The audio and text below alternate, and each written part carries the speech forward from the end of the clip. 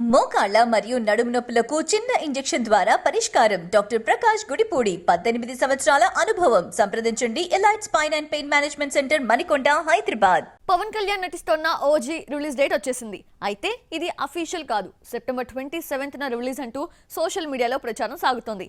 ఇందులో నిజమెంత? Watch the story.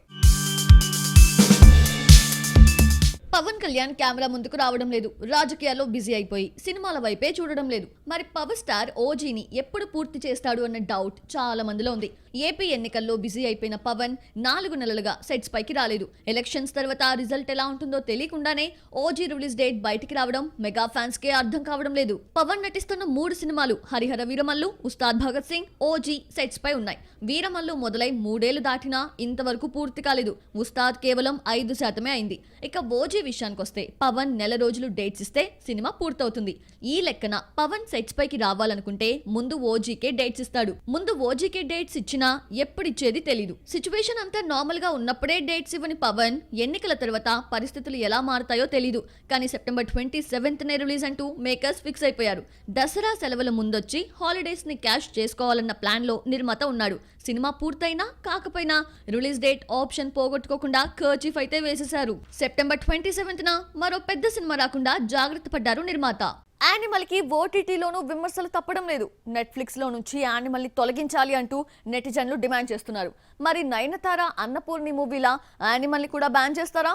Watch the story. Animal world wide 900 కోట్లకు పైగా గ్రాస్ కలెక్ట్ చేసినా ఈ సినిమాపై విమర్శలు వెలువెత్తాయి. ఫిల్మ్ఫేర్ అవార్డుల్లో 19 కేటగిరీల్లో సెలెక్ట్ కావడమే కాకుండా రణబీర్ కపూర్ కి బెస్ట్ యాక్టర్ గా ఫిల్మ్ఫేర్ అవార్డు కూడా దక్కింది. 3 గంటల 21 నిమిషాల పాటు సాగిన ఈ సినిమాను ఆడియన్స్ రిపీట్ గా చూసి బ్లాక్ బస్టర్ చేశారు. యానిమల్ పై వచ్చిన విమర్శలు ఈ మధ్య కాలంలో మరో మూవీపై రాలేదు. మహిళలపై హింసను ఎంకరేజ్ చేసేలా ఉందని, అమ్మాయిలను అసభ్యకరంగా చూపించారు అని ఓటీటీ ఆడియన్స్ మండిపడుతున్నారు. నెట్ఫ్లిక్స్ నుంచి యానిమల్ ను తొలగించాలి అని పోస్టులు పెట్టి నెట్ఫ్లిక్స్ ని ట్యాగ్ చేస్తున్నారు. నయనతార నటించిన అన్నపూర్ణి కూడా ఇలాంటి సమస్య ఎదురైంది. హిందువుల మనోభావాలు దెబ్బతీసే సీన్స్, డైలాగ్స్ ఉన్నాయని హిందూ సంస్థలు ధ్వజమెత్తాయి.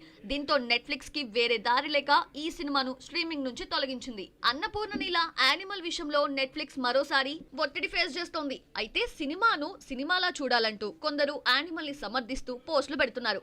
అన్నపూర్ణి మత విశ్వాసాలకు సంబంధించిన వివాదం కావడంతో వెంటనే తొలగించారు. యానిమల్ ని అన్నపూర్ణితో పోల్చి చూడలేం కాబట్టి యానిమల్ పై బ్యాన్ కి అవకాశం లేదట.